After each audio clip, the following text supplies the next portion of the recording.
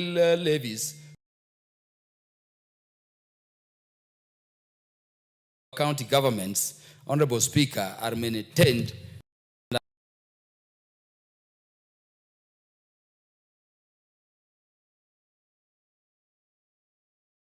and in a good state for all Kenyans.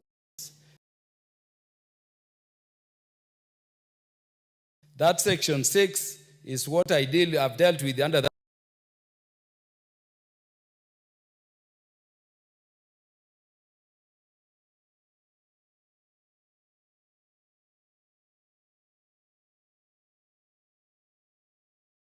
That provision, and it's a very critical provision. I would urge them to accommodate it with no much.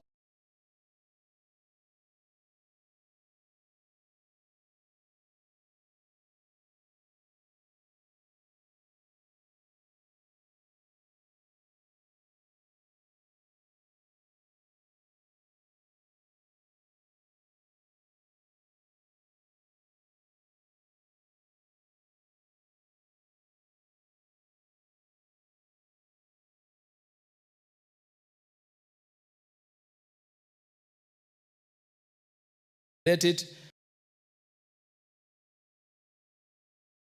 without much ado, Honorable Speaker. I want to thank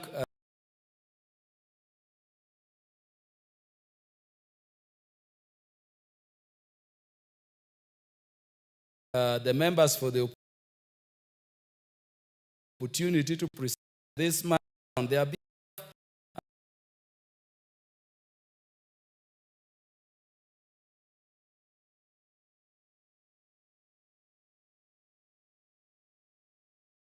And Honorable Speaker, I know I've given enough detail. I want to thank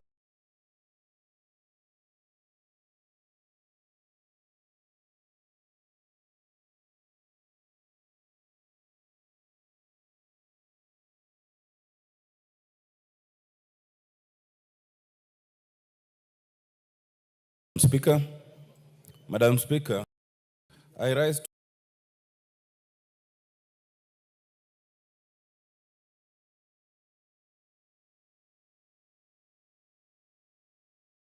second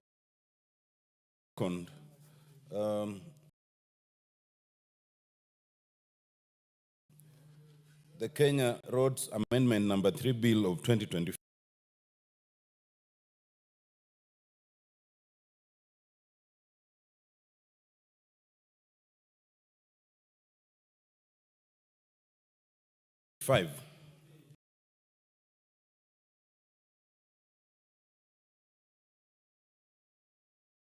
Everything, you can only be educated. You will not benefit from being called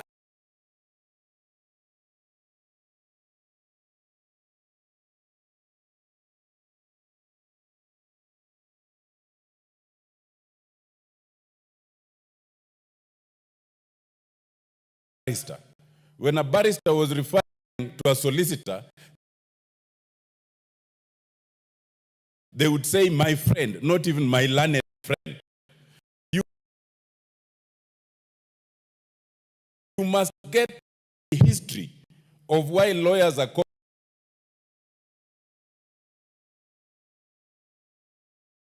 learned, then and start questioning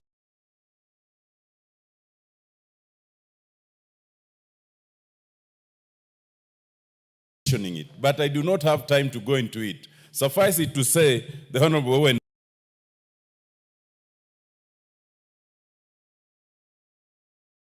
Buyer, that you are my educated friend, and when we go for tea,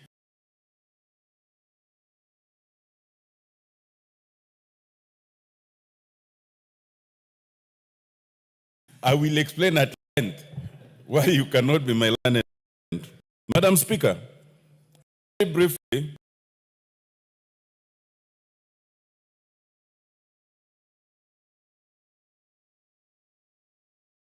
explained, the bill is a result of consent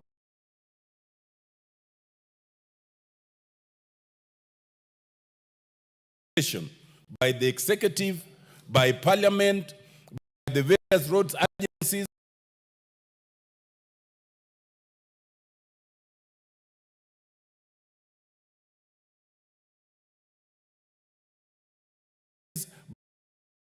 by the governors, and by everyone who cared to listen. Indeed, all in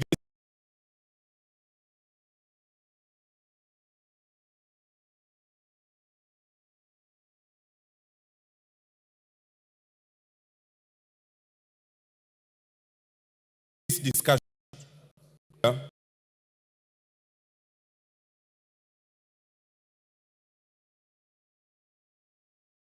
with success, it was still important to address the issue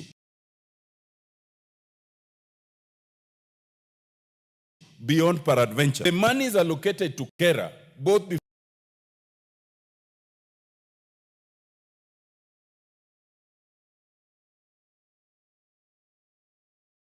under the original provisions and under this bill are not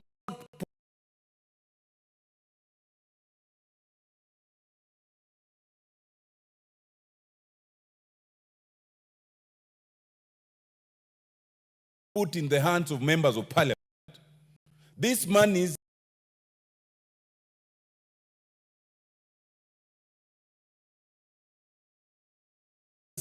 are administered by a national entity called Kenya Rural Roads Authority.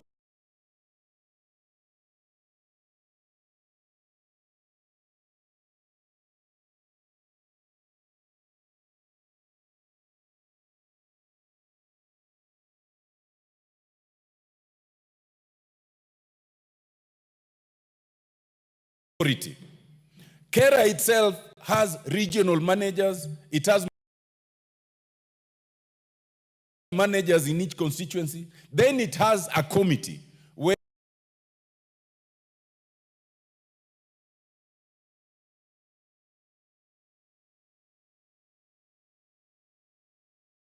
the member of Parliament does not sit in. The limited role of the member of Parliament is like any elected leader, because the member of Parliament has, a view, a landscape view of the roads in the constituency.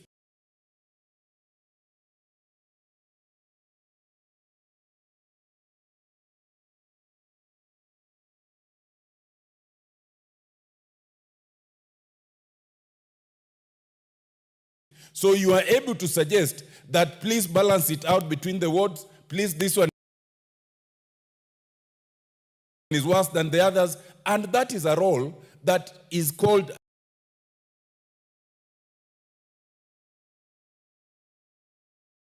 representation. Secondly, these are not funds that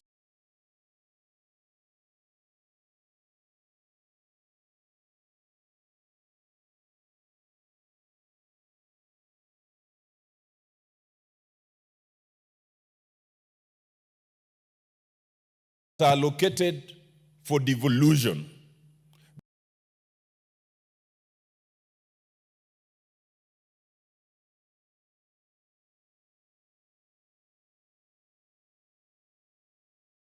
These are funds that are appropriated for the national government.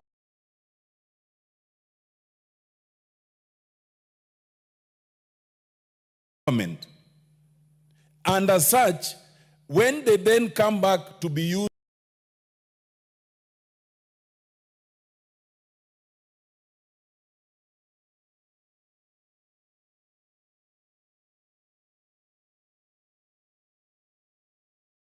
whether in the wards, in the constituency, in the counties, they are being used as decentralized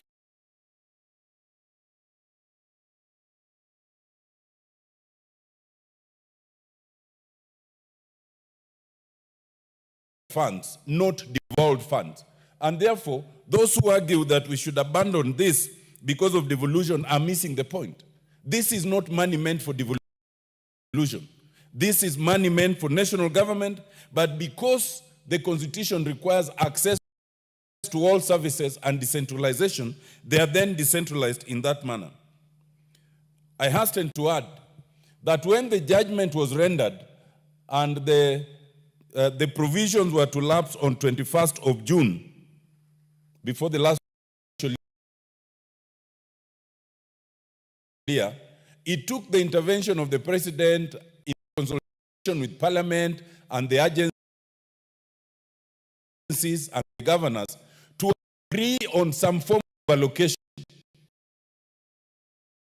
And I believe what was agreed was 35%, and there was about 30%, which on behalf of the members of parliament, we will be requesting that now it should be released pronto. It has not been released to date. It ought to be released immediately.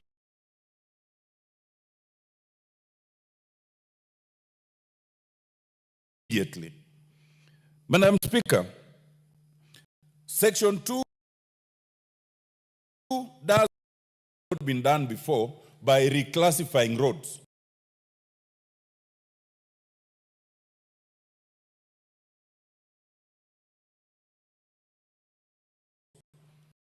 National and county.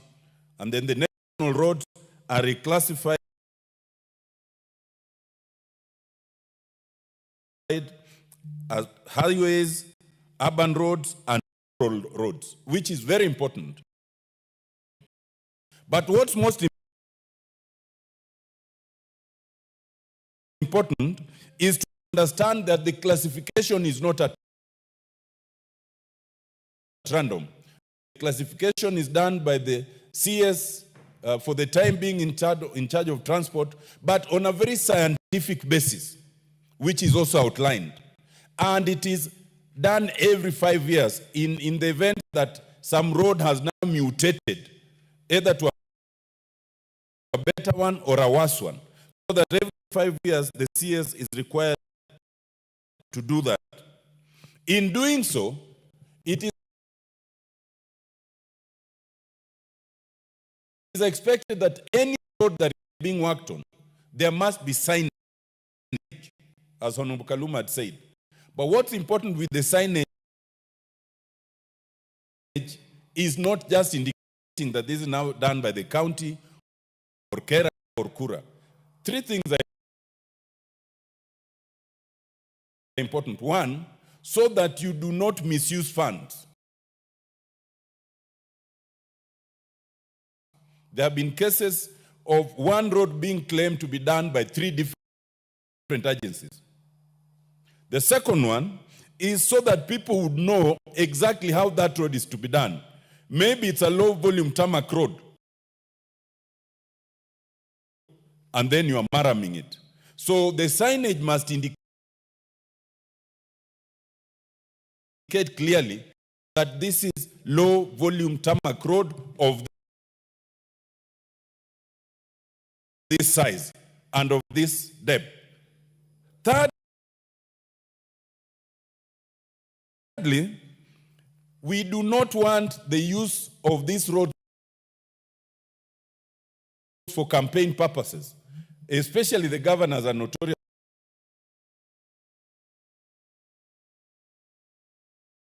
for this. They classify, then they put their name, then they put their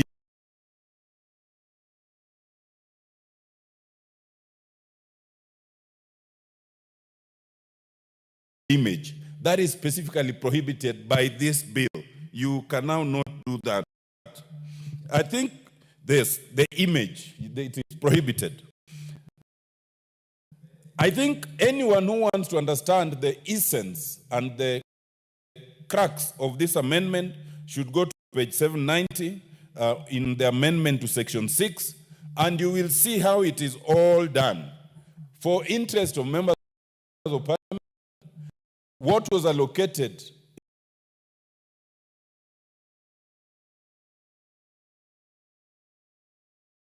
in terms of Kera at 22% has only reduced by 1% to 21%. Given that we must accommodate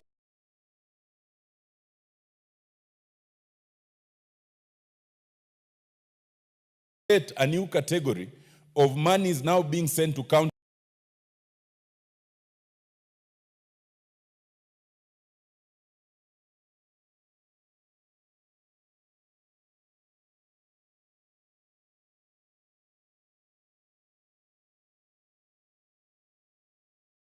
counties under this act, all the other categories were equally reduced. So it's not unique to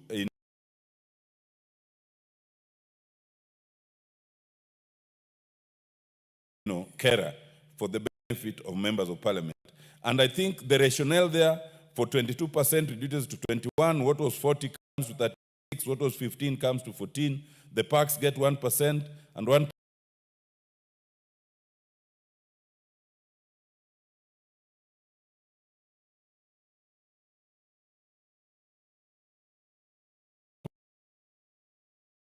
for administration, overall administration 1.5%, the counties get 5% and all those others. Madam Speaker, this is a negotiated document. As with all negotiations, there are those who will come later and disown it. They will say we want more. We were not given time. In negotiations, you can never get everything that you want. And I want to assure the county governors that the amount allocated here in percentage is not necessarily a right, but it is out of respect for the decision of the court, which we could have chosen to contest, and we did.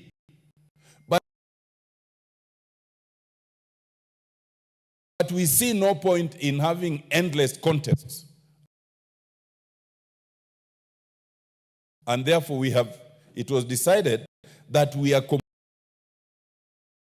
the counties even within the national government share of revenue as proposed. Madam Speaker,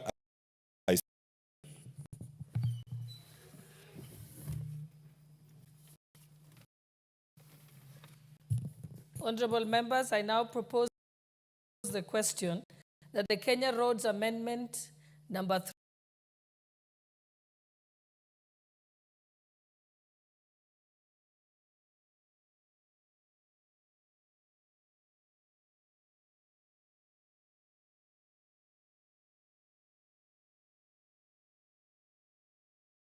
3 Bill, National Assembly number 34 of 2025 be read a second time.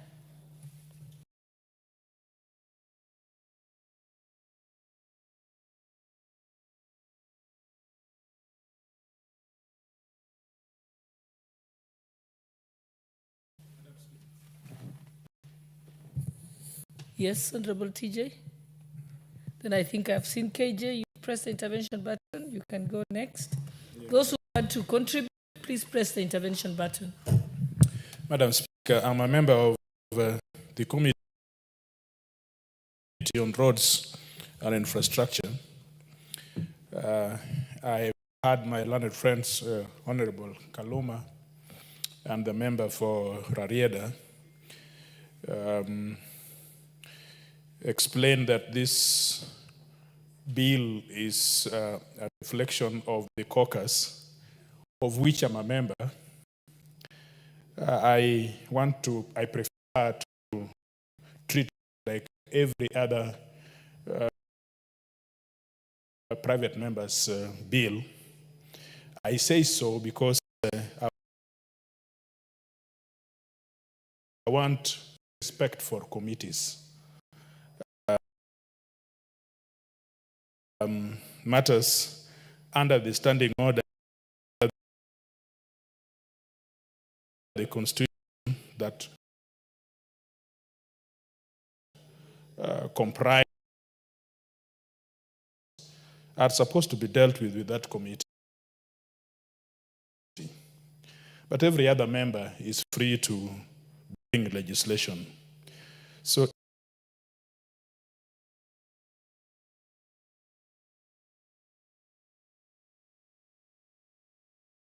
if we get a precedence of some caucus taking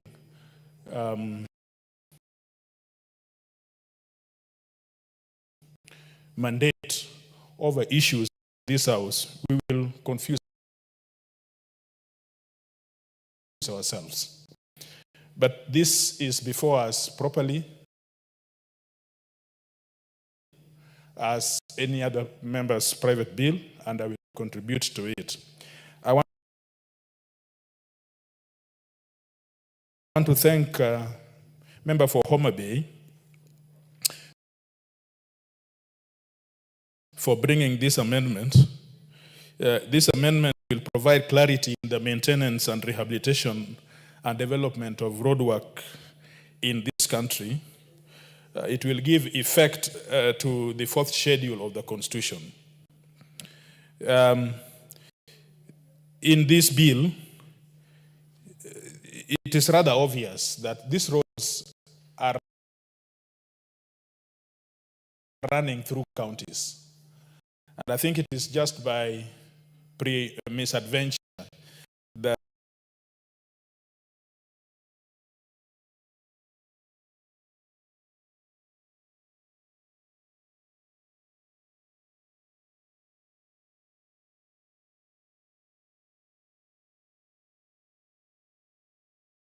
that this Board Act or the Roads Act was fashioned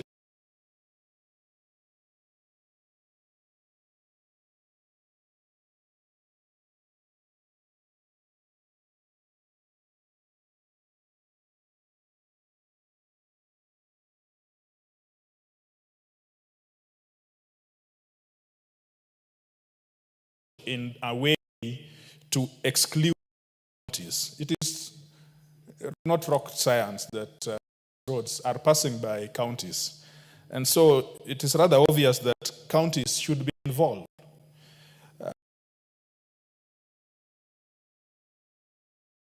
And so when Mr. Justice Mugambi made that decision, he was right.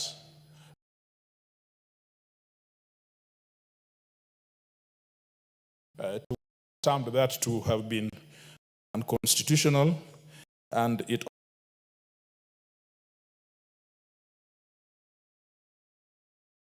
overstepped the mandates of the counties. So we are here trying to create legislation which conforms to the Constitution and also respect the principle of devolution, which is an important architecture of this Constitution. Madam Speaker, this bill has given us an opportunity to reflect on different principles, and only 5 or so principles I explain and sit down. Number one,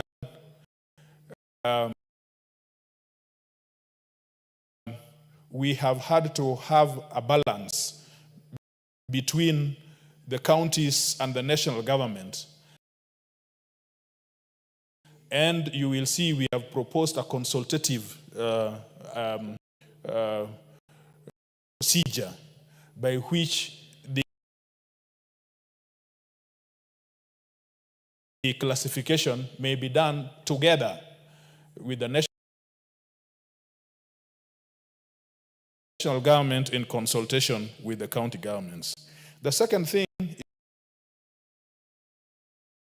it has allowed us to see is when these are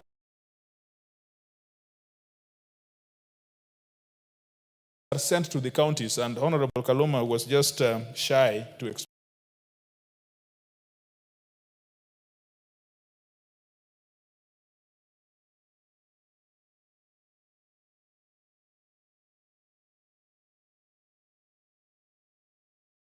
but I think he tried very hard to hide it.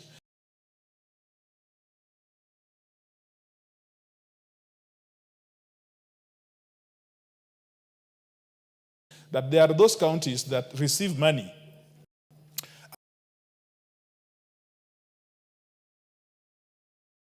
and instead of applying them to the specific issues, they divert them into other issues. So that in this bill, we have reflected and put something which looks like a conditional grant. If you receive money, you must use it for roads. You can't use it for something else. we want countries and we want to encourage counties to build roads. We want to see roads in our counties. We even want to see a kilometer of a county, of roads that is in the name of a county. I've never seen any of those. And so, you get this money, you must use it on roads. And we have reflected that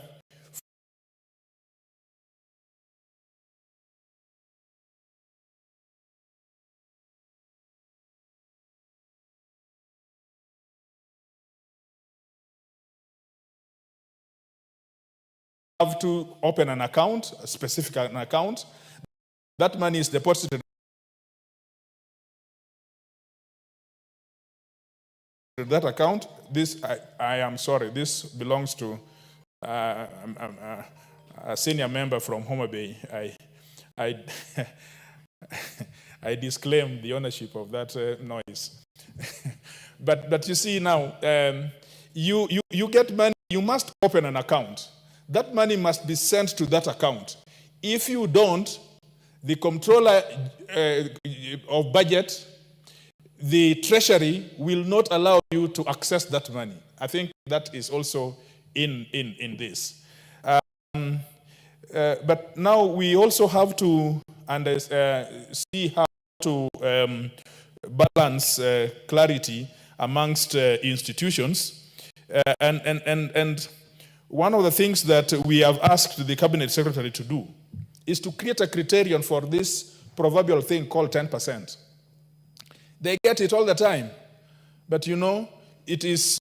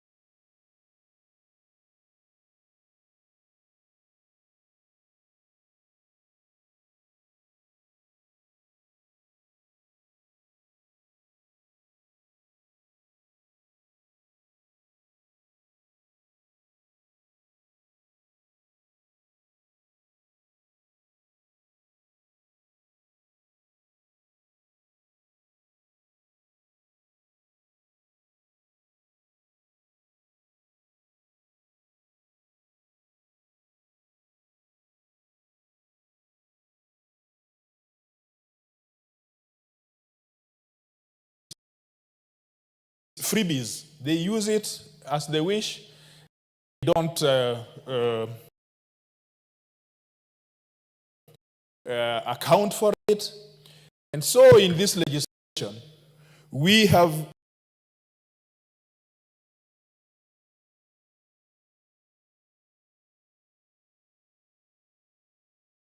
demanded that there must be empirical parameter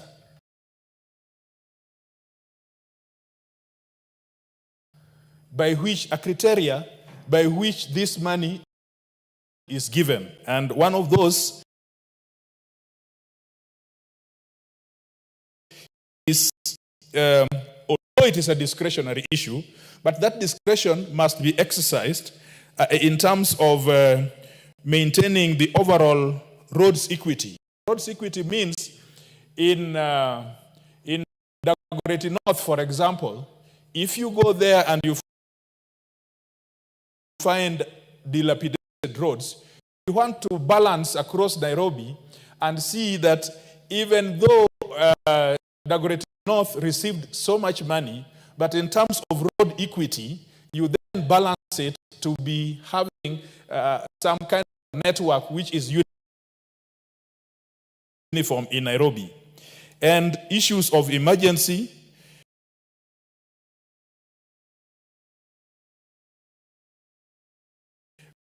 to the cabinet secretary,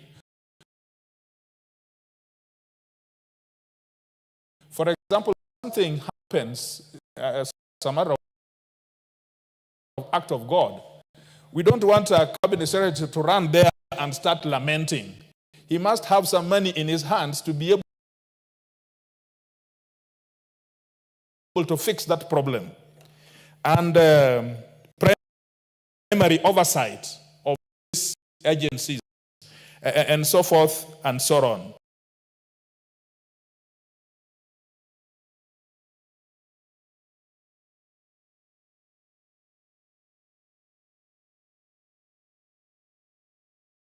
And so the last principle which we have seen, I do not want to go into this percentage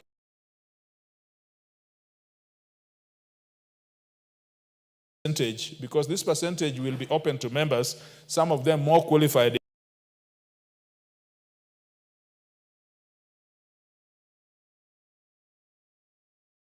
mathematics than I have. I just want to talk around issues of principle. The last one is city roads. Everybody here thinks about rural roads. I mean, beautiful. We have rural roads must be there.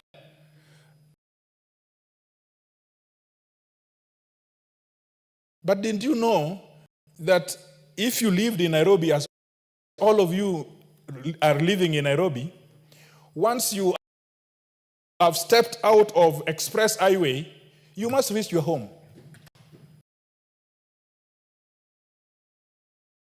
You must reach your home. Who thought that you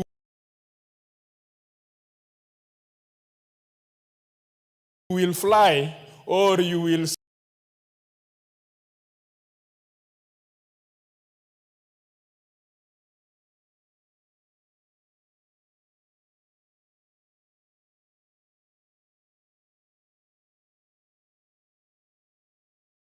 crawl into your house without going through a road?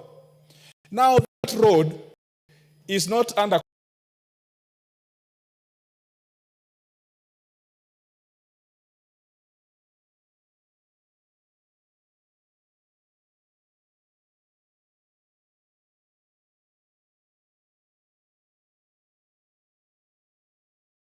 Kura. That road is not under Kenya, and yet that road must exist. If you leave it for the county government, for 5 years I've lived in this Nairobi, I've never seen an inch of that road. So how do you want to live in your palatial home in Karen or in Runda or wherever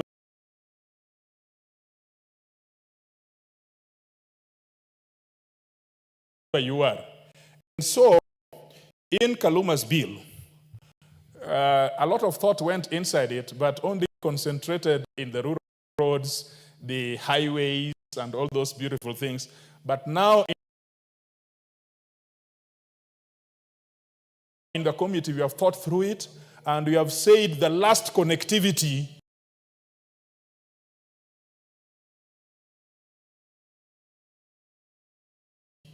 city roads, that in cities, there will be a last connectivity if then the roads are coming from the highways to the arterials within the estates and the residential areas.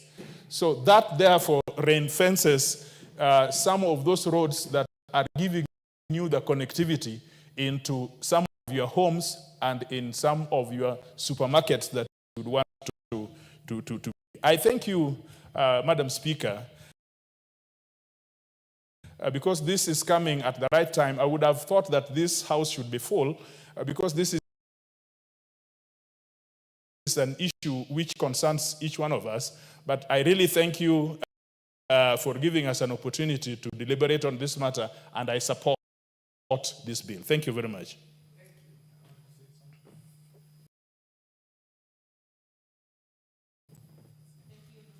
Honorable KJ, we'll come to you. Member for Chuka.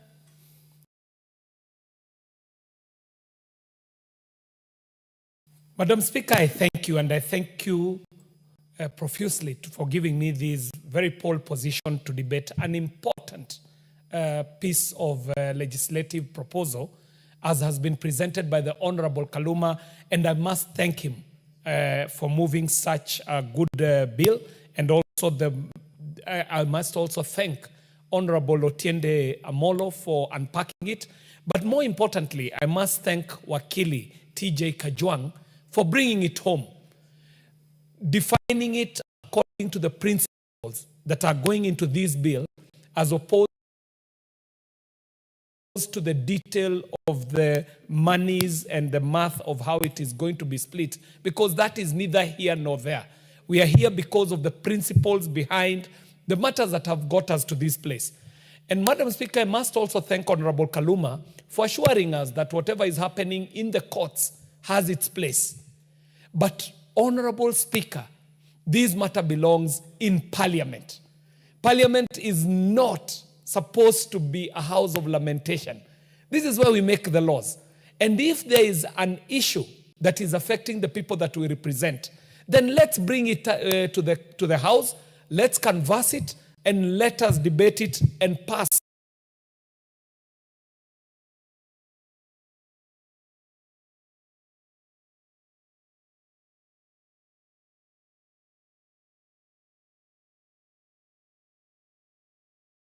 it as should be passed, Madam Speaker. So I am glad that this is finally before us after such a long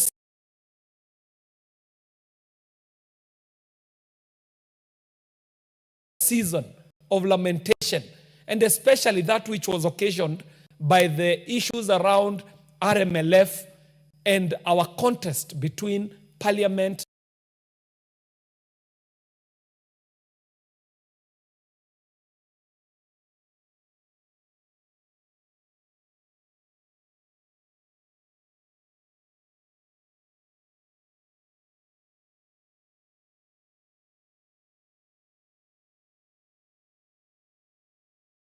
and the governors.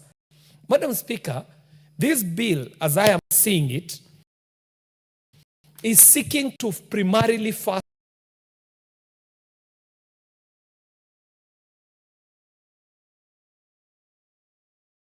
align the whole road sector with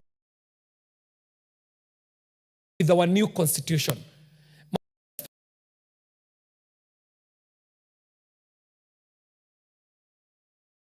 Speaker, when we were doing laws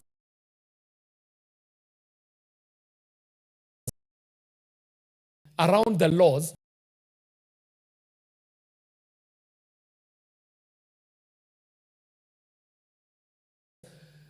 we are seeing that some of these laws are coming after the constitution has been passed, but they're not aligned to the new constitution. So, Madam Speaker, the things that we are seeking to do is to first align this to the new constitution so that it speaks to new realities of the new constitution, the counties, the devolution, and so on. Madam Speaker, another main issue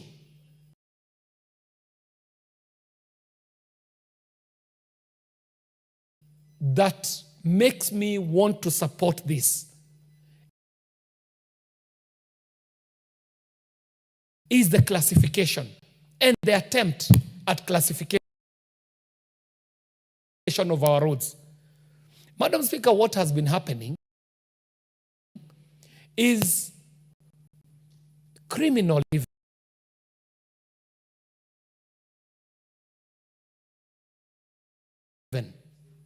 Madam Speaker, there are instances where we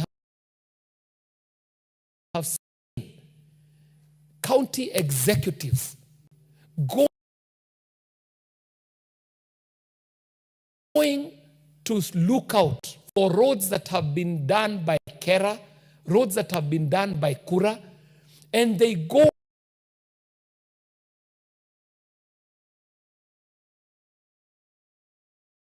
and erect signboards claiming to have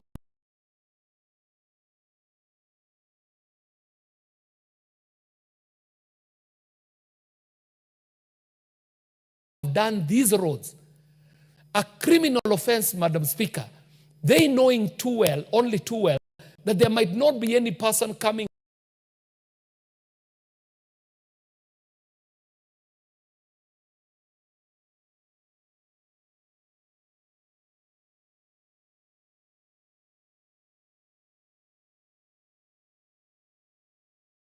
after them to check whether that was done by the county or whether it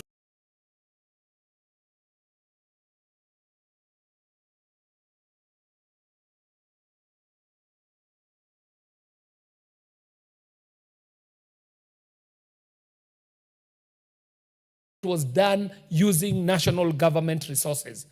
And I want to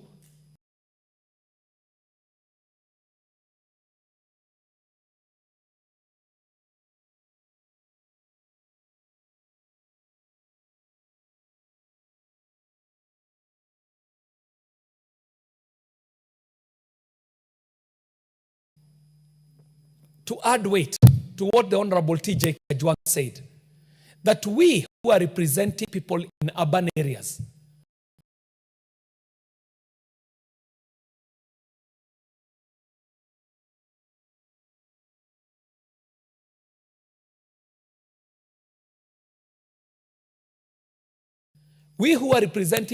in city counties, we find ourselves so disenfranchised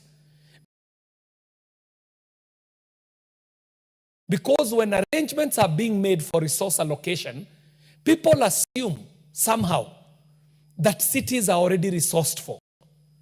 But the Honorable TJ Kajwang can tell you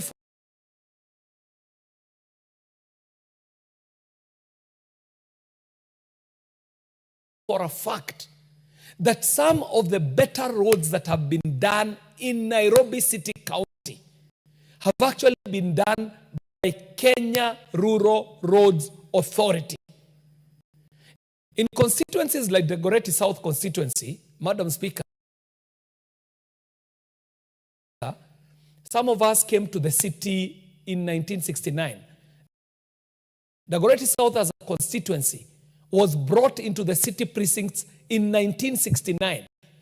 Previously, Dagoretti had been in Kiambu. What happens, Madam Speaker, is that they being brought into the city so late in the day have to play catch up to bring city infrastructure into being. Key among them, roads. But in the recent past, Madam Speaker, what we have seen is that even as we are depending on government to bring us up to speed with the city status, we realize that we suffer a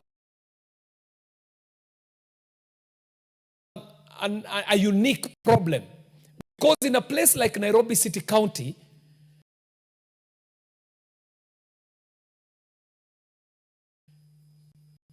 we rarely get to see the county making any roads. In fact, Madam Speaker, the biggest job that the county does is to destroy the roads that are already done. For example, Madam Speaker, as we speak now, I am a jittery person because a road that was done only so recently by Kenya Roads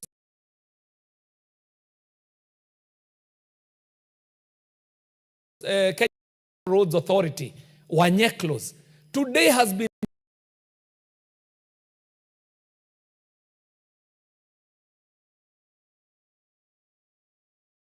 excavated by City County so that they can do whatever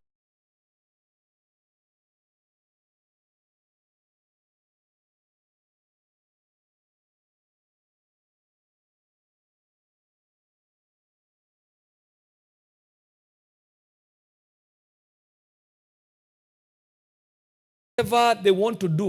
It could be a service line, it could be electricity, it could be connectivity to Wi-Fi, but I think this one is an issue to do with sewerage. But every time that the county destroys the road, putting these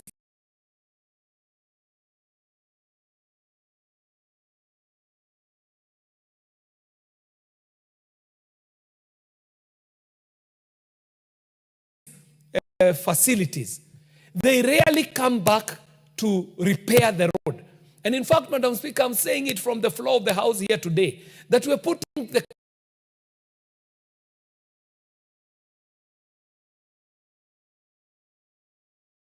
county, Nairobi City County, on notice that each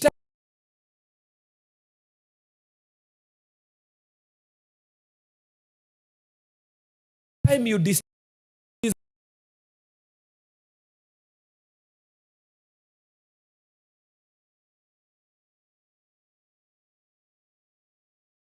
roads, please come back and repair them to the state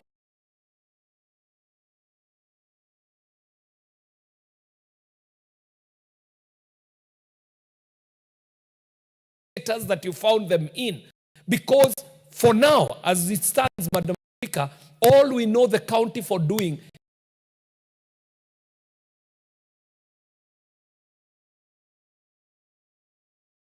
is destroying the roads that are already done and never bringing them back to the status that they require. I'm supporting this bill too,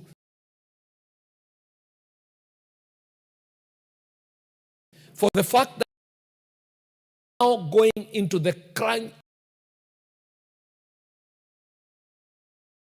cracks of the matter on allocations, and not only stipulating the allocations, Madam Speaker, but also seeking to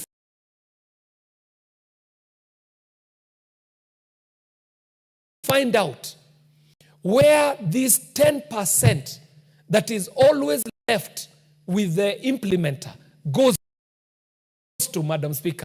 As it sits now, that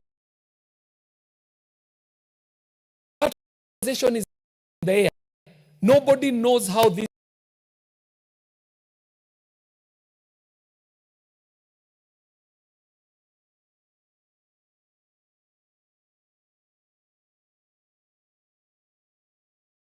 this 10% is administered, to whose benefit, and in which manner.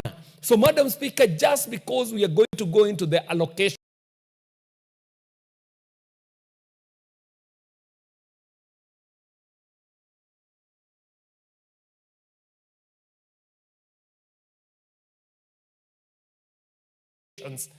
and we shall be looking into these allocations and their use, I support.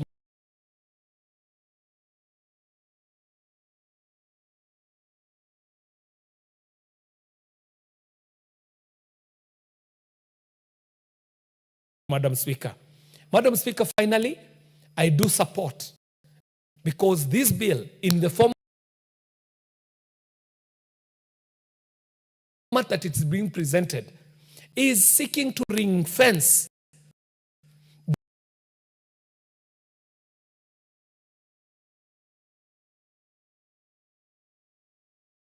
the monies shall be going to counties, Madam Speaker. Madam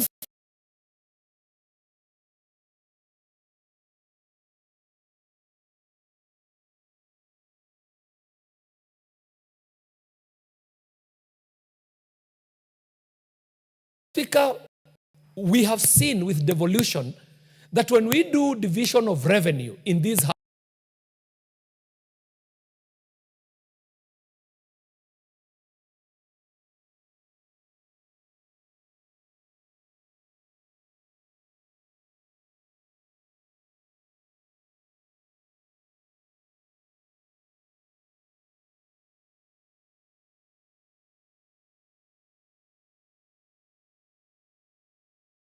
houses, and the money goes to the executives in the counties, rarely are they accountable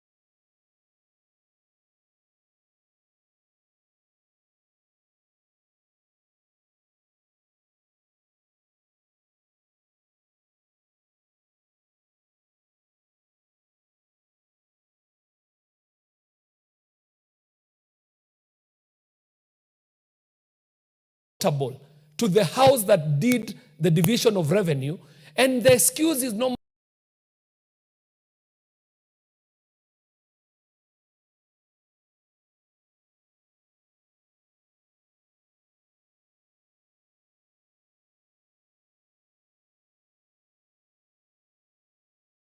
that it should be superintended over by county assemblies. But Madam Speaker, come to think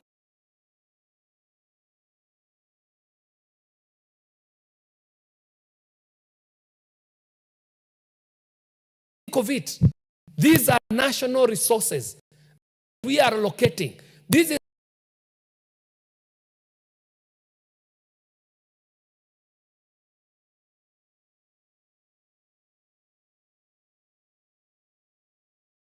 is not own-sourced revenue from the counties.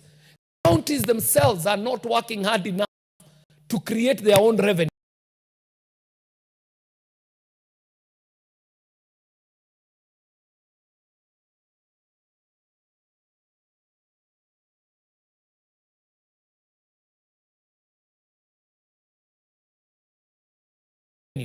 But they are very quick to come to the table for the division of the cake on the national revenues as have been collected, Madam Speaker.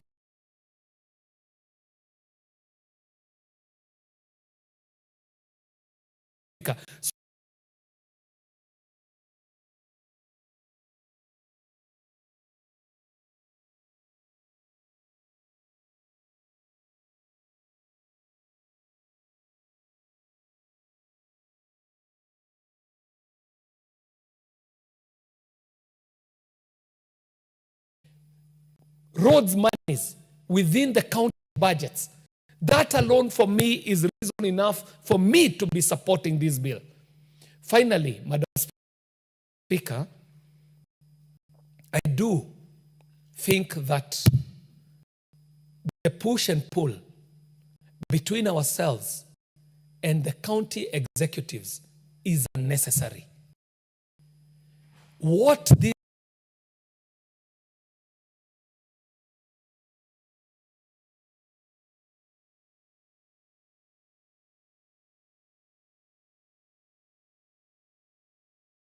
Parliament has been able to do, even in the absence of good frameworks like we are putting up today, even just on RMLF,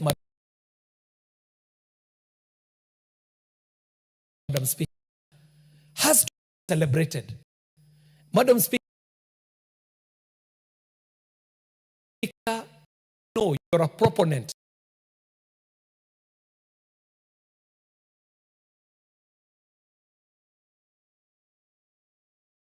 of the bottom-up economic transformation agenda.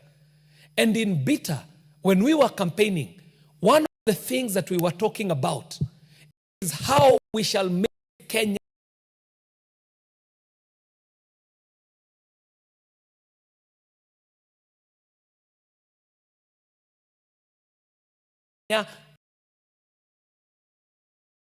nation. And Madam Speaker, this Parliament was agreeable that a certain percentage of RMLF must be set aside for savings.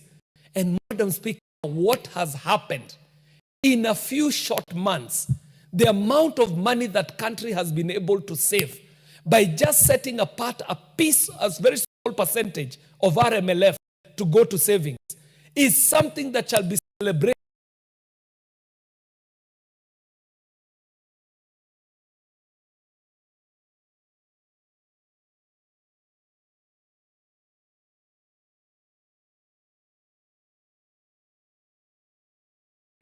For generations to come. So, Madam Speaker, I do stand to support this. I support, first, because it is going to align us with the Constitution.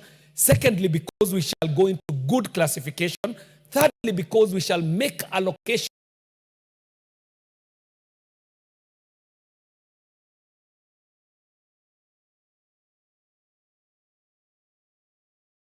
clear and transparent. And finally, the fact that we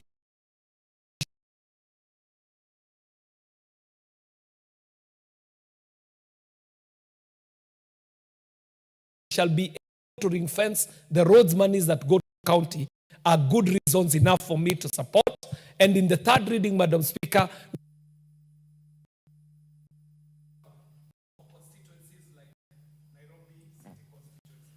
Thank you, Honorable Patrick Ntwig.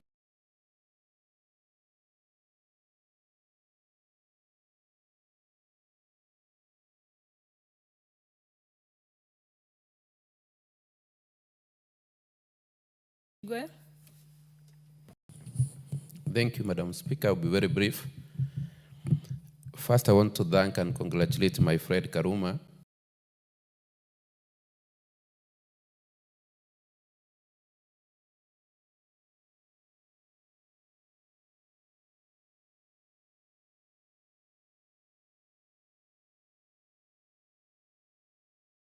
Now I've learned that I can't call him my learned friend because I'm not learned, I'm educated from the medical sector.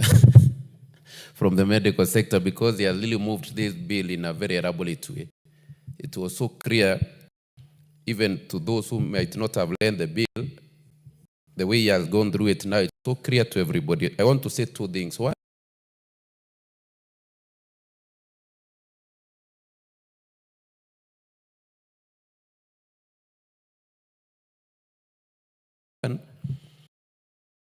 there has been so much corruption in the loan sector because of poor classification or not very clear classification of roads. Because county governments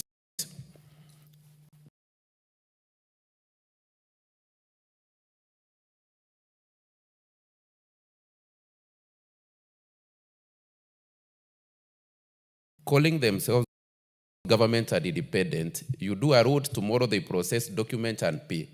So this classification of roads is very good at it. It has come out very clear on how roads will be classified. And I want to thank my neighbor at home, Justice Mutebe, who made that ruling, because it opened our eyes as members of parliament that we needed to register and stop crying. Finally, we are there now. Instead of crying, we are there. We are having a law now that will guide how monies will be shared. And my friend Karuma was very clear that the court ruled that any disbursement of money must include the county government, must include. So the court did not stipulate a figure that should go to county government. And that committee, where Honorable Karuma sits and the other learned colleagues, has been so magnanimous even on the 5%, because the court did not dictate on a percentage. But I believe that 5% is good for county governments. But even as we say we have ring-fenced the 5% for roads, we passed a law in this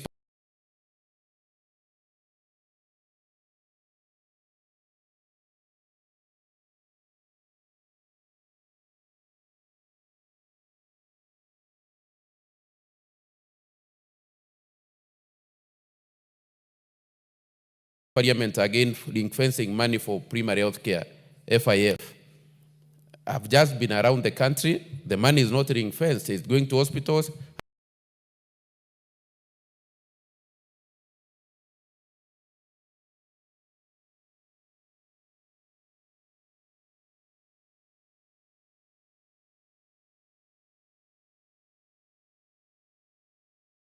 And governors are asking for it to be returned back to the county accounts. So even this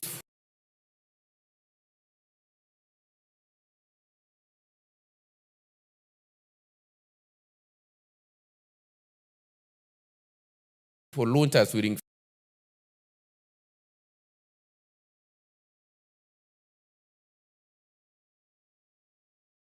the 5%. How will we make sure that the money is ring-fenced and remains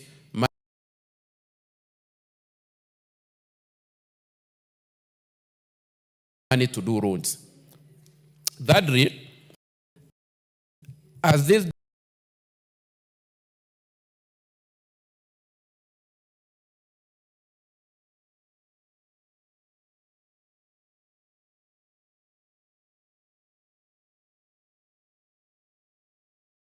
debate was going on between members of parliament and governors, at times I would listen and wonder,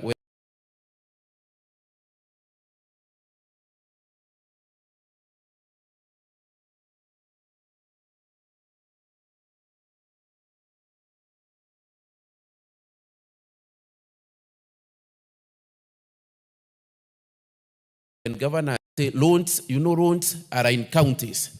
So I was wondering, what constituencies are where? Because when somebody says loans are in counties, so the ones you are doing are in where? In another country, I'm aware they, when we claim that loans are in counties. Secondly, there's a point that was raised by Karuma that was very important, that loans that go to critical infrastructure like schools, like hospitals, like police stations,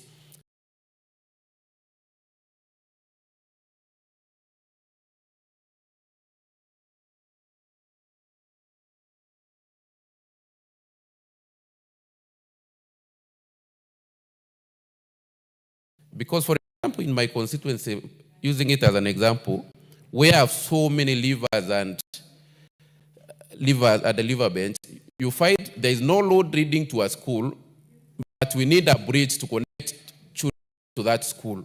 So when it rains, you find children have to go loud, like 10 kilometers to reach a school that is 100 meters away. But you can't do a bridge there or a culvert because there is no road classified at the Kera there.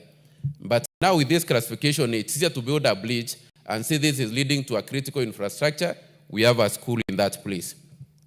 And finally, I want to say that in urban centers, like it has been said by my friend from Dagoretti, we have had a big problem in urban centers because you find Kura has taken very few rooms in urban center.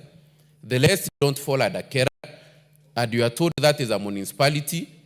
That's where most of the population is. You can't help, you are helpless because you can't do a road for them. So this classification will sort so many issues that we face as members of parliament. And finally, I think as members of parliament, we have been pushed to a corner that every time we are defending ourselves, that Kera money does not come to a member of parliament, CDF does not come to a member of parliament. We have been pushed to a corner that it looks as if a member of parliament is not to go near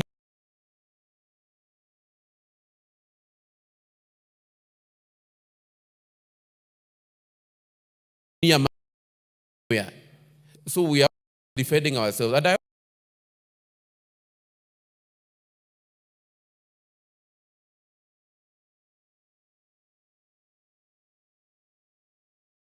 always ask myself, when we say money will remain in national government, so does it remain with the president? When we say money will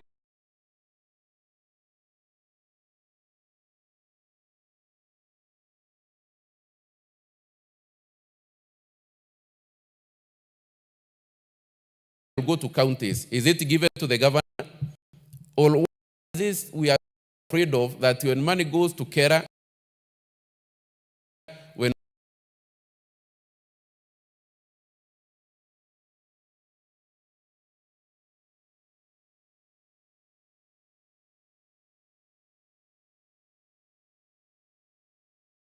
money goes to CDF, we are always defending ourselves that it is not coming to us. So where is the law of representation? Because we see members of parliament represent people. Because it seems as if we have been pushed to a corner where we are so shy that we must always keep on defending ourselves. Do governors defend themselves that money that goes to county does not go to governor? So the president should keep on defending himself that money that is in national government does not come to me. And we also need to understand the place of decentralized funds. I think Adam back is when we started decentralizing little funds in education, in loans, and that's why even the issue of devolution came. We saw this is something that can help. Go to any county today.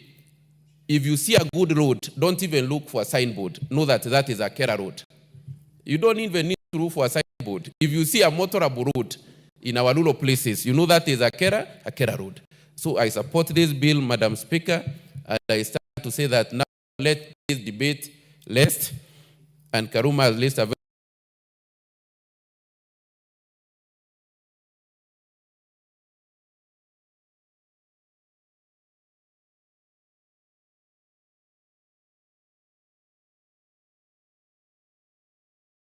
very important point. I was wondering, are we in court and still doing this law? But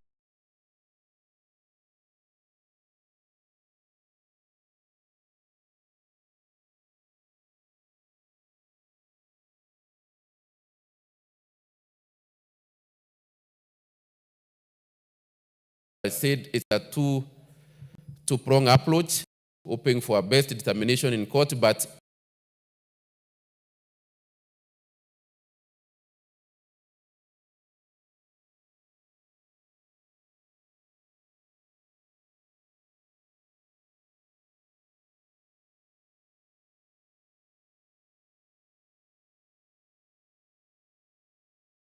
having a last solution through this bill. I support, Madam Speaker.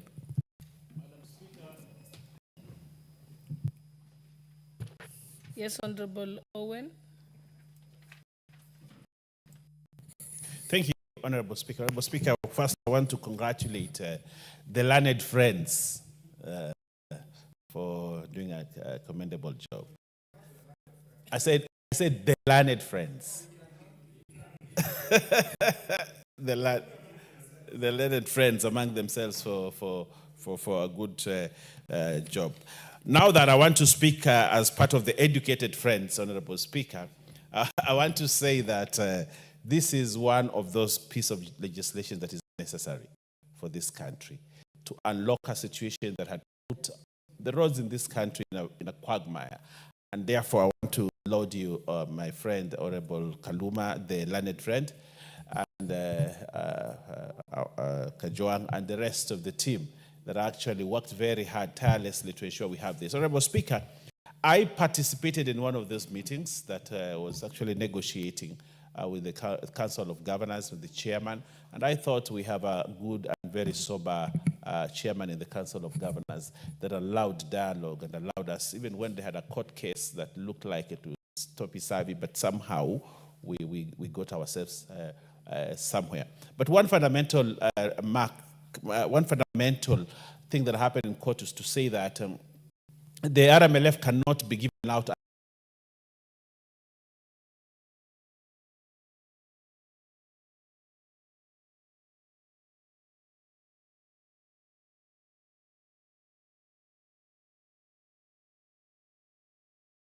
unless counties also have a share. I think that was fundamental. And I think that is what gave birth to this. Now, counties will get a share of this. But on that, Honorable Speaker, what I want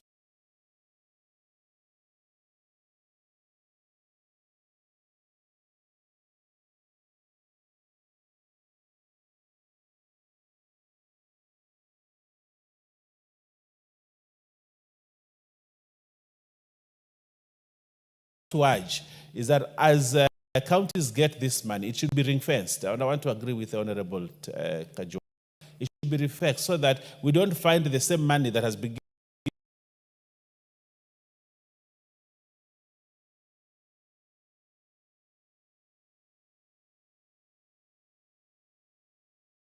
given for roads being used to buy carpets, used to buy chairs for big bosses, being used to buy tea. It should be ring-fenced. It should just be for roads. And that there is a committee, and I don't know whether the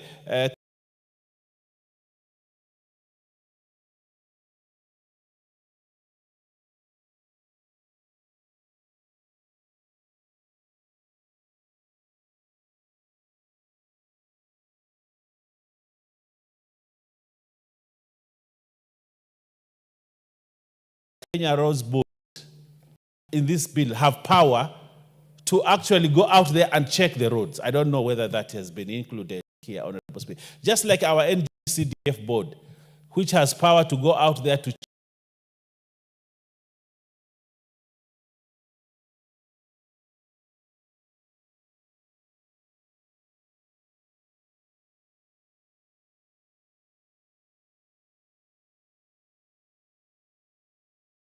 check the road, to check whether you are doing work in terms of, to go and oversight the projects, Honorable Speaker. I do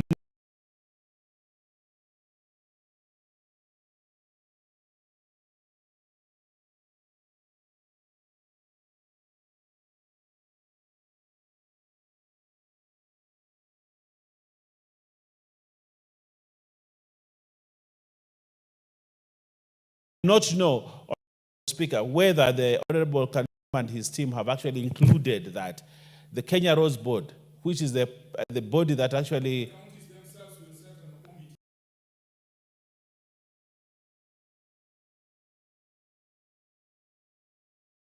Oh, okay, good. But Honorable Speaker, if counties set their own committees, just like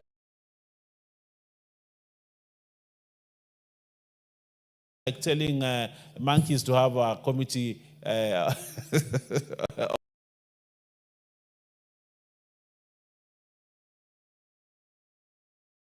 of their own to check out their activities. It was probably, we need to change that.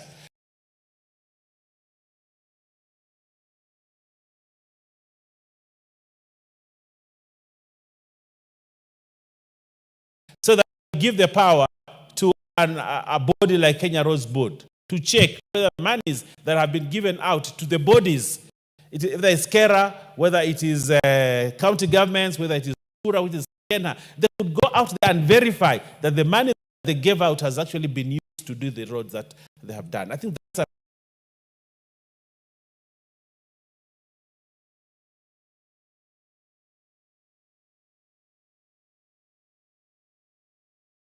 a fundamental thing, Honorable Speaker, to ensure. That is the same problem we have with this equalization fund.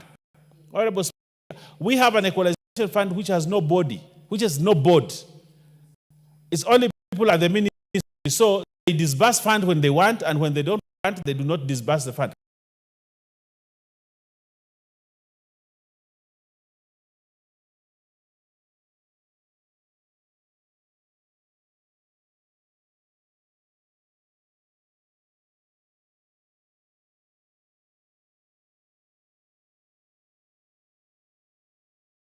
That's why 20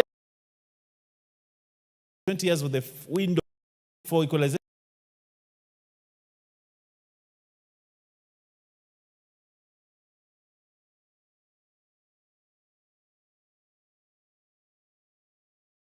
And in the Constitution.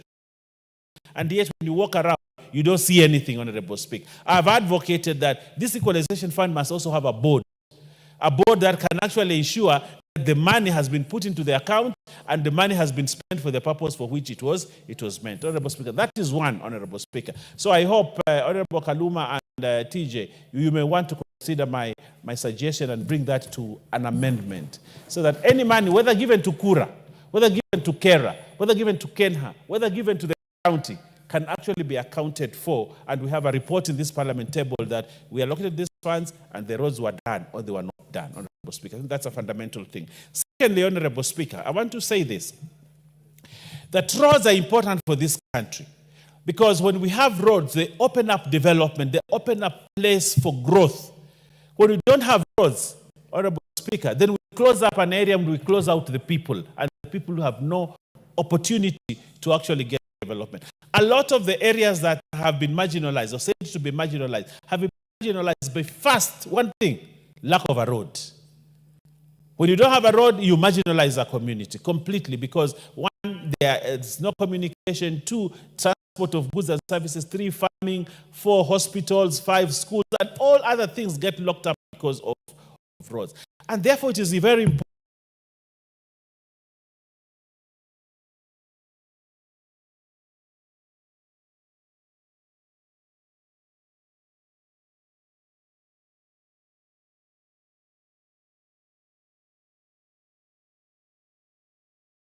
and to ensure that we have resources enough for roads and that these roads are put up in places that they must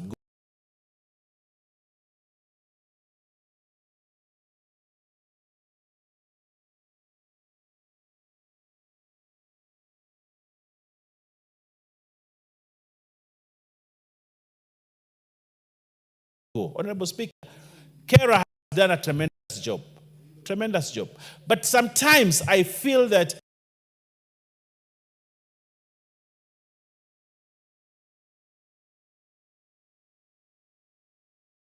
if we had more money, my friend Oundo here, if he had more money in the KERA, how would Funyula look like?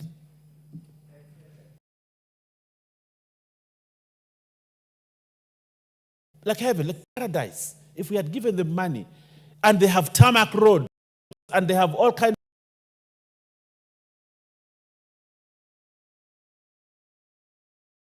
of roads, if we gave more money to Kura, for example, Honorable Speaker, your towns would be good towns that would attract more investment, Honorable Speaker.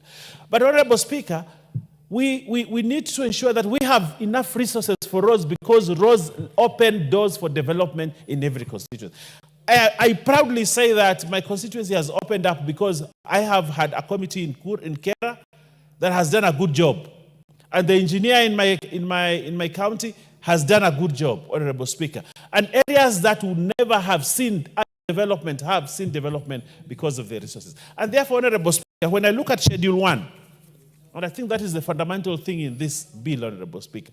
If you look at Schedule 1 and you see the division, how roads have been classified, Honorable Speaker, I am impressed. There's some good thought have gone into it to ensure that we have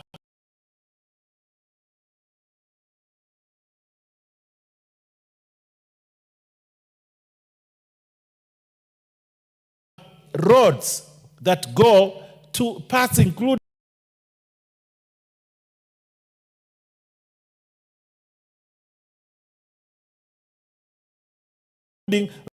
assessing wheat growing areas.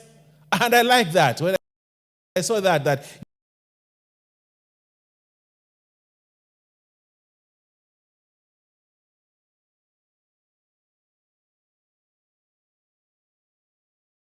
you actually have class W, roads accessing wheat growing areas, and classified rural roads including mining roads. The only thing, Honorable Speaker,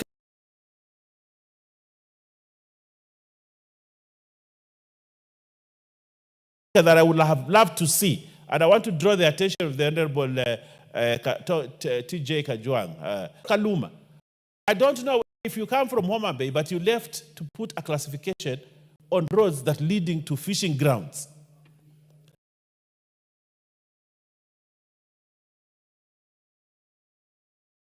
I think that's a big thing that left. And that amendment, Honorable Speaker,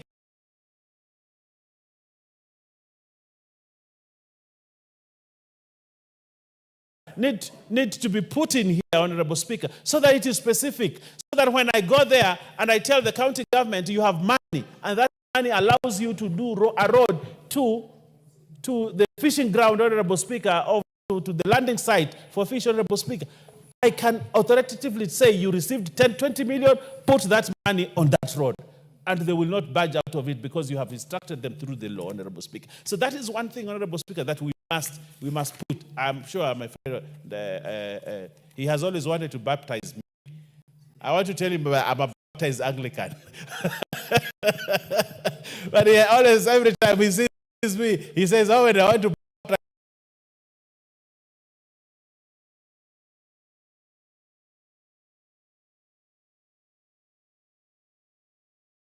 baptize you. And he says he has orange water that he wants to use to baptize. To baptize me. Honorable Speaker, interestingly, Honorable Speaker, I think this is a midwife law, and I think apart from the several amendments that I have picked, Honorable Speaker, which we must do, Honorable Speaker, so that we can strengthen the law.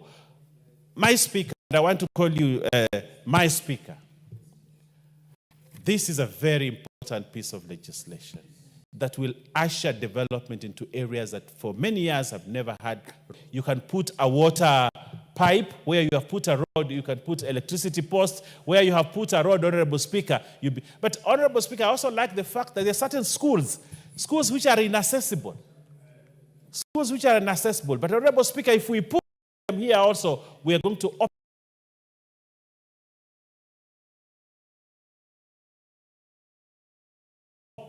development in the area. And I want to thank the team, and I say I support it, full support. And I want to say, like one of my friends here who keeps on saying, I want to support it with my all body parts. I thank you.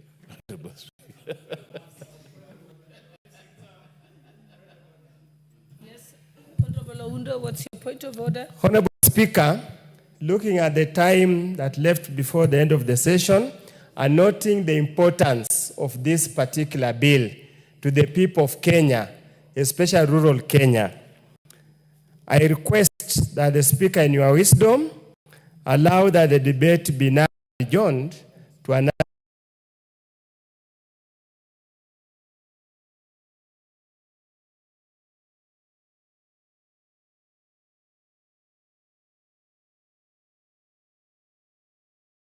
another time so that as many people, as many members of parliament can talk to this matter while addressing their members, their constituents, so that we have enough time. We don't have much time left. Thank you, Honorable Speaker.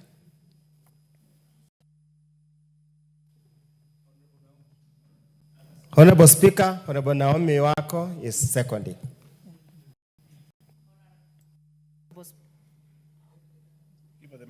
Honorable Speaker, I second because we need many members to contribute to this, because this is a very important matter to be debated by all the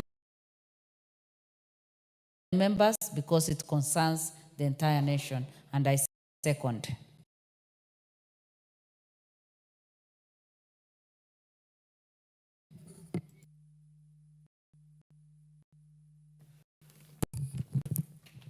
Honorable members, in accordance to Standing Order number 96, I now propose that the Kenya Roads Amendment number 3 Bill, National Assembly number 34 of 2025, be now adjourned.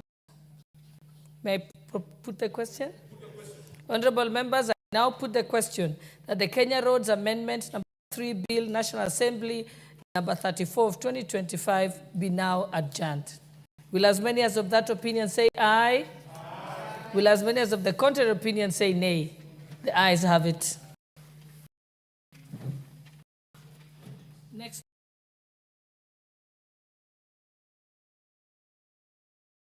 Order. Next order. Order number 14, motion. Consideration of the 5th report on examination of financial statements of selected state corporations.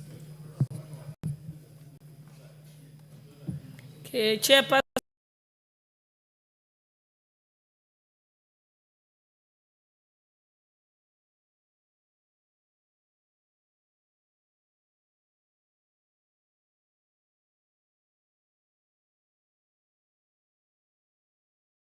Public Investments Committee on Social Services and Administration and Agriculture. Honorable Wangwe, are you ready? Yes, I am. Okay, you may proceed. Thank you, Madam Speaker. Honorable Speaker, allow me on the onset to move that this House adopts the 5th report of the Public Investments Committee on Social Services, Administration and Agriculture on its examination of financial statements of the following state corporations laid on the table of the House on Tuesday, 5th August 2025. 1. National Hold on 1 minute. I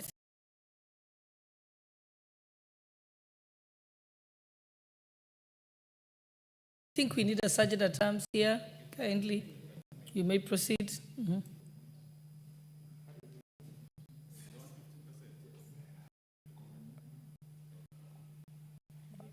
Thank you, Madam Speaker. 1. The National Social Security Fund for financial year 2020-2021. 2.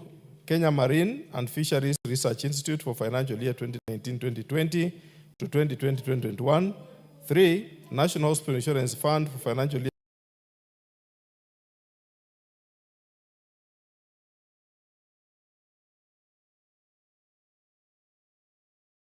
2018-19 to 2020-2021, and 4, Kenya Broadcasting Corporation, financial years 2013-2014 to 2018-2019.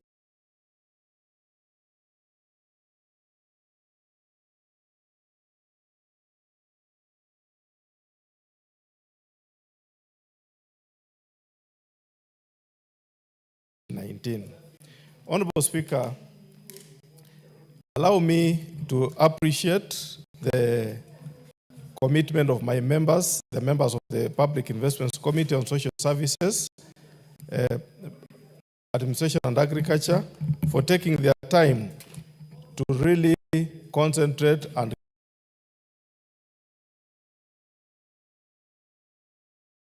come up with this very wonderful report. Honorable Speaker, allow me to move the House in two lots, Honorable Speaker. The first lot being the observations as general and their recommendations thereto, and the second lot, Honorable Speaker, being the specific specific individual parastatal and the observations and recommendations thereon. Honorable Speaker, cutting issues that came up during our interrogation include, Honorable Speaker, one, lack of possession and ownership documents on land and buildings. Honorable Speaker, all these four parastatals, Honorable Speaker, showed a sense of lack of possession for either one property, two or many other properties, some to even 32 parcels of land, Honorable Speaker, which would not have the ownership documents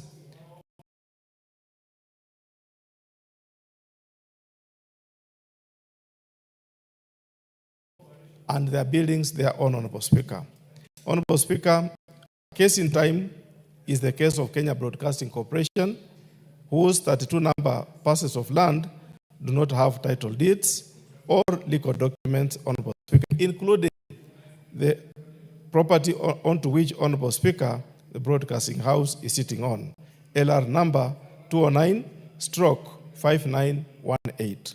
Honorable Speaker, there is also the issue, Honorable Speaker, that now the committee felt to recommend, after observing the generality in terms of how much land did not have title deed with respect to Kenya Broadcasting Corporation. Also, Honorable Speaker, National Hospital Insurance Fund, the defunct, does not possess ownership documents for land reference number LR 24968, measuring 10 hectares situated at Karen, valued at 93,712,675. That is the valuation as at that time, not as at now, Honorable Speaker. Further, the parcel of land is in dispute and the matter is in court. Honorable Speaker, since 2008, the matter has been in court and it is still dragging in court. What are we saying, Honorable Speaker? That within 3 months upon adoption of this report, let the accounting officers, Honorable Speaker, liaise with the cabinet secretaries for the respective state corporations, Ministry of Lands, Public Works, Housing and Urban Development, and the National Land Commission, and fast-track the process of acquiring title deeds, resolve disputes between the state corporations, and ensure legal actions are taken against private individuals who have illegally acquired public land.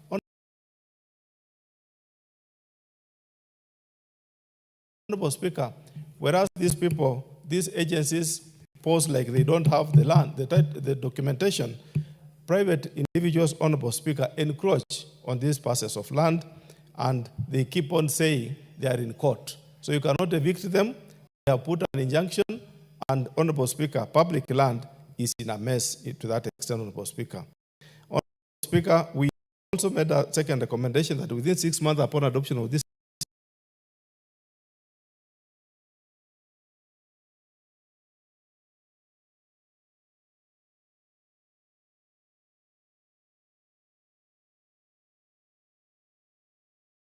report, the accounting officers through the National Land Commission should prioritize and expedite resolving ownership issues surrounding parcels of land belonging to their state corporations and report its status back to the National Assembly. Honorable Speaker, not just to resolve, but also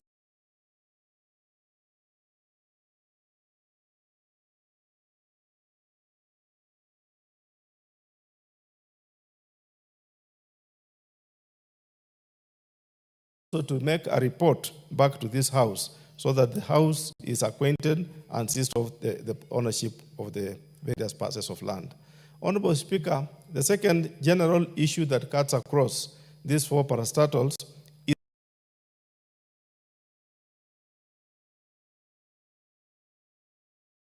is delay in availing documents to the Auditor General. Honorable Speaker, the Auditor General is a constitutional office that requires that any organization under receiving money, public funds, must be audited, Honorable Speaker. And the only body that should audit is the Office of the Auditor General, as provided for under Article 226 of the Constitution, and particularly looking at Section 68(2) of the PFM Act of 2012, read together, Honorable Speaker, with the Public Audit Act. Honorable Speaker, during the audit, it becomes very difficult that the Office of the Auditor General, Honorable Speaker, upon entry and assessing all the audit papers plus the provision of the necessary exit report. Remember, Honorable Speaker, an audit is not just an event of one day. It's a whole process. It takes time, entry into the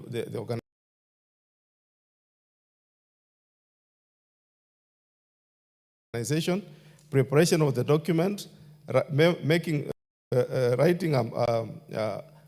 of the final document, Honorable Speaker, a draft, and then finally preparing the final statement.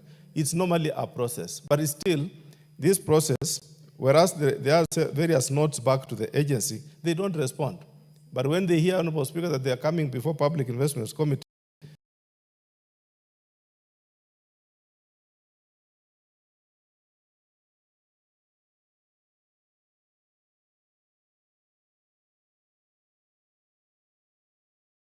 all accounting officers with their volumes and volumes of their papers appear before committees, yet, Honorable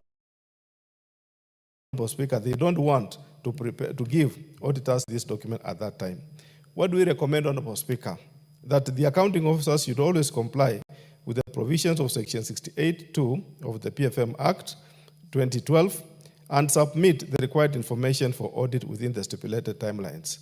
Honorable Speaker, remember the case of timelines, which has really been ruled by now, that we must adhere to timelines when it comes to reporting, and similarly, Honorable Speaker, preparation and finalizing of the audited accounts has also the timelines there too.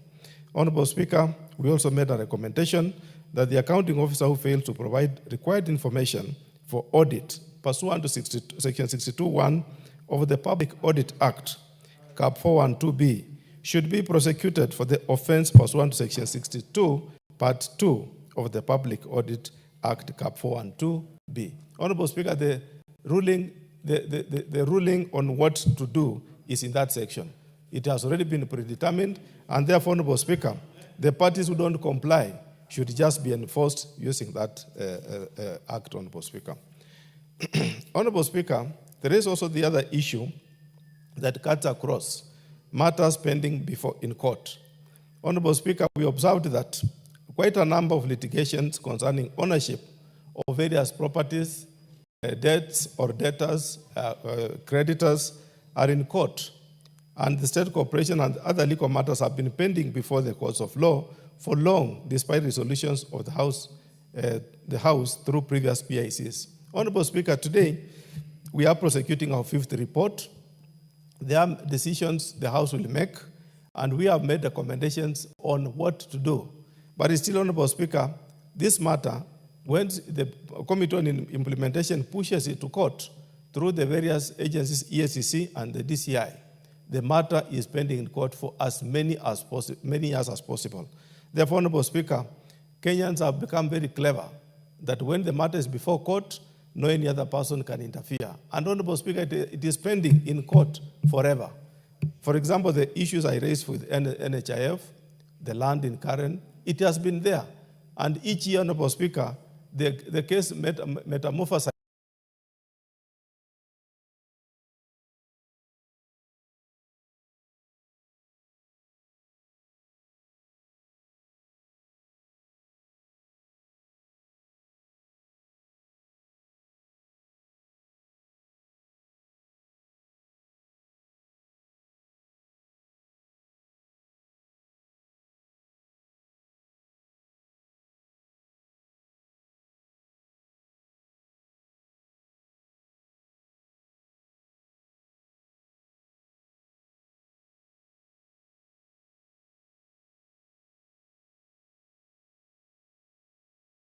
into another case, from one case to another case, Honorable Speaker. The question is, when are we going to conclude this?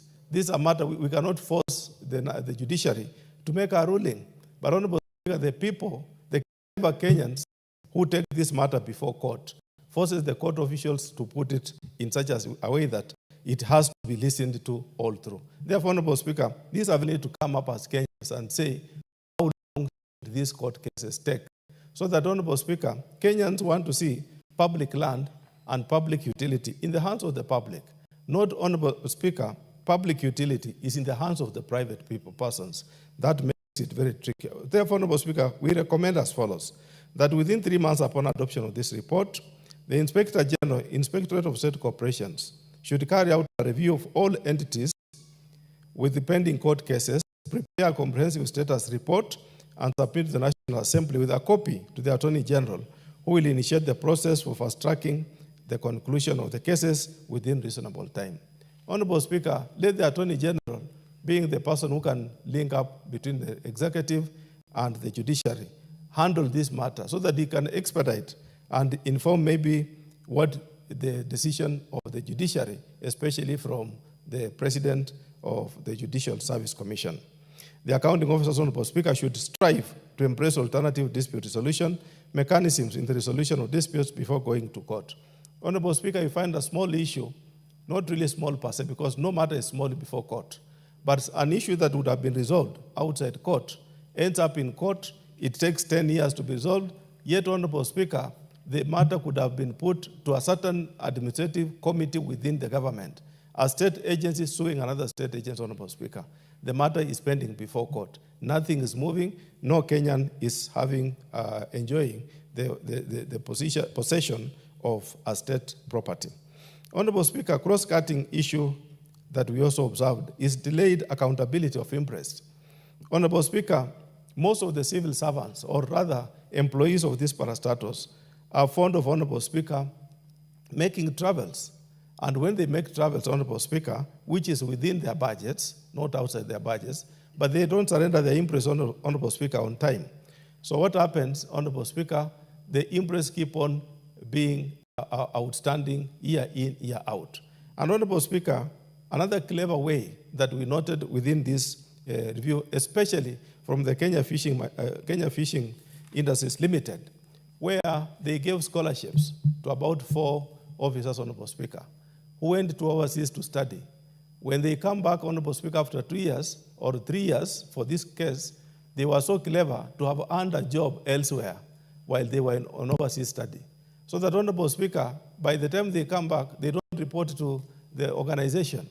Instead, they move around, get a job elsewhere, and now the accounting officer has to follow up on how to collect that interest, Honorable Speaker. A situation in which, Honorable Speaker, we feel all organizations sending out their officers must bond them. And if they are bonded, Honorable Speaker, they have to live within the terms of the bond so that they impress what is really within the law. What we recommend, Honorable Speaker, that the accounting officers to ensure that interest advance to officers is surrendered within the stipulated period of 7 days. Honorable Speaker, the law talks about 7 days after return to the workstation in accordance with Section 93 of the Public Finance Management National Government Regulations 2015. The second recommendation, Honorable Speaker, we felt was that within 6 months of adoption of this report, the accounting officers who will have failed to take necessary steps to ensure that all outstanding interest within their jurisdictions are recovered from the due date should be surcharged the full amount due. Honorable Speaker, the accounting officers are the persons that give this interest. Again, they are the ones, Honorable Speaker, that pay any other dues to the same officers. So if they are not put to pressure to recover, just admitting laissez-faire attitude on collection of this money.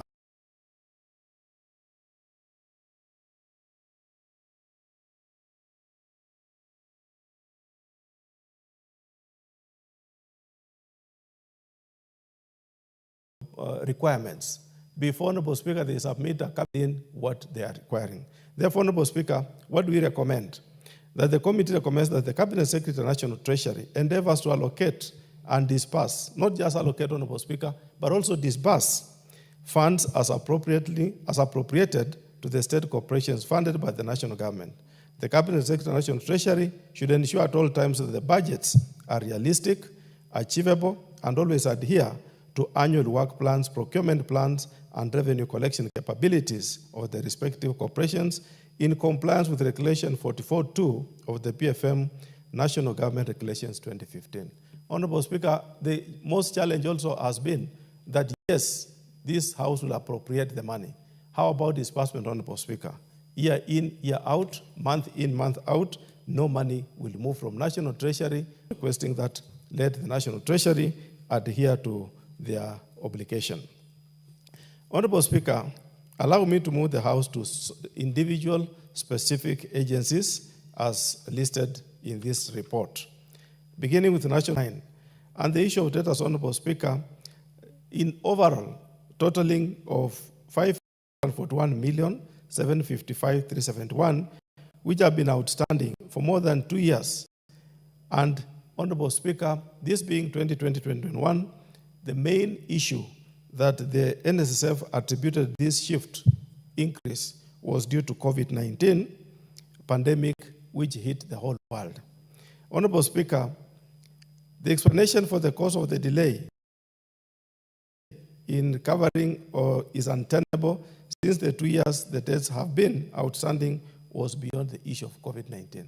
Honorable Speaker, most of the agencies, when they appear before us, and you are reviewing the year 2020-2021, the first thing they say is this was a COVID-19 year. But how about, Honorable Speaker, when you go 1 year behind and 1 year forward, you find that the 2-year elasticity check, there is much more than the issue of